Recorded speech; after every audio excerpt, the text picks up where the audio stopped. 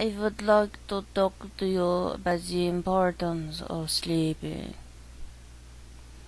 If you do not sleep, you may be just sitting there at your desk, at your computer, and you might just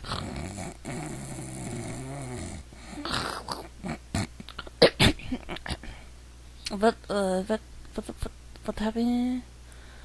I was I was talking about the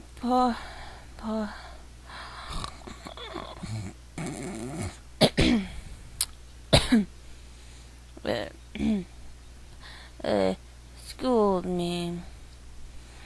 I was talking about the importance of sleeping because you must sleep at regular hours so that you do not randomly fall asleep.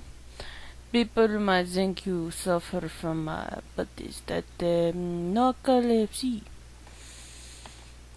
So whatever you do, avoid things that are going to keep you up at all hours of the night at all costs.